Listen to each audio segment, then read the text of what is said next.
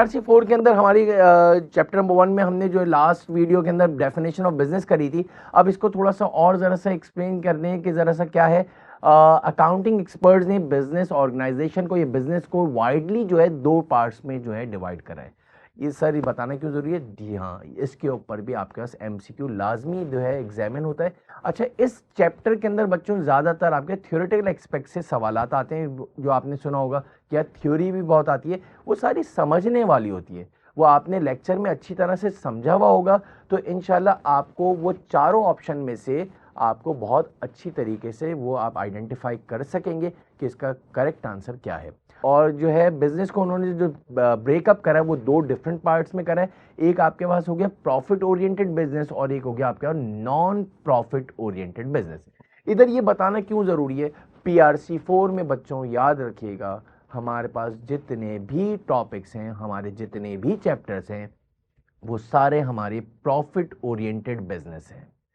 और सर फिर सबसे पहले तो हम इसके ऊपर बात कर लें, प्रॉफिट ओरिएंटेड बिजनेस और नॉन प्रॉफिट ओरिएंटेड बिजनेस में सबसे पहले बच्चों याद रखिएगा कि ये बिल्कुल इंटायरली इनके दोनों जो स्कूल्स हैं, जो डिफरेंट जो अप्रोचेस हैं, इनकी बुक्स ऑफ अकाउंट भी बिल्कुल इंटायरली डिफरेंट बनती है। सबसे पहले अगर हम देखें तो नॉन प्रॉफिट ओरिएंटेड में ये जितने भी NGOs हैं आपके पास, जितने भी आपके पास चैरिटी बेस्ड और चैरिटेबल ऑर्गेनाइजेशंस हैं, सैलानी हो गया आपके पास, चीपा एम्बुलेंस हो गई, अमन हो गए, ये सारे जितने भी और भी बहुत सारे जितने भी NGOs हैं वो सारे के सारे आते हैं, these are included in non profit oriented business.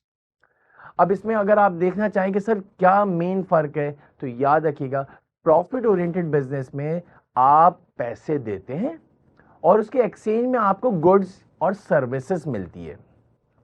लेकिन ऑन द अदर हैंड अगर आप ये किसी NGO वगैरह या किसी चैरिटेबल जो है ऑर्गेनाइजेशन में जाते हैं, तो अगर आप उसको जब पैसे देते हैं, फॉर एग्जांपल आप जो है सैलानी में गए और आपने 5 लाख रुपए का जो है चेक दिया, तो आपको माशाल्लाह वो रिटर्न में जो है बहुत सारी दुआएं देंगे, बोलेंगे आपको माशाल्लाह जन्नत में एक जो है घर मिलेगा।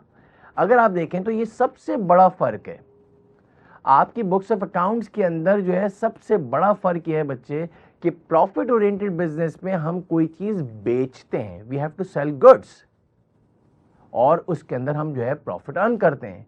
और नॉन प्रॉफिट ओरिएंटेड में आपके पास जो है वो जो उनकी बुक्स ऑफ अकाउंट्स हैं उसके अंदर अगर आप देखें तो उसके अंदर डोनेशन आपको देखेगा, उसके अंदर आपको लेगेसी आ जाएगी, विरासत में कोई दे के चले गया, कुछ उनके जो है सब्सक्रिप्शंस की अमाउंट होते हैं, मेंबर फीस होती है, वो सारे चैरिटेबल जो है ऑर्गेनाइजेशन उससे चल रही होती है।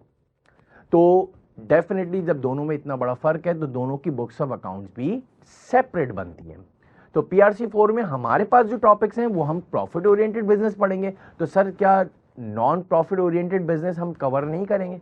जी आप ये ज़रूर करेंगे, लेकिन ये आपके ग्रुप A के अंदर जब आप इंशाल्लाह FAR1 में आएंगे तो CAF1 के अंदर जो है आप नॉन प्रॉफिट ओरिएंटेड का आपका एक पूरा बाकायदा 20 से 25 नंबर का एक सवाल है, जिसके अंदर आप जो है NPOs के अंदर, NGOs के अंदर जो है आप उसके जो है फाइनल अकाउंट्स और उसके फाइनेंशियल स्टेटमेंट्स बनाना सीखेंगे। तो इस फोरम पे आपको जो है ये ज़रूर बच्चे को पता होना चाहिए कि 2 डिफरेंट टाइप्स की ऑर्गेनाइजेशन है, एक प्रॉफिट ओरिएंटेड है और एक आपके पास नॉन प्रॉफिट है। तो प्रॉफिट ओरिएंटेड जो है इंशाल्लाह हम जो है वो सारी जो है कवर करेंगे इस PRC4 में। तो होपफुली आपको इंशाल्लाह ये समझ में आ गया होगा कि डिफरेंट टाइप्स की बिजनेस ऑर्गेनाइजेशन क्या है। Thank you very much.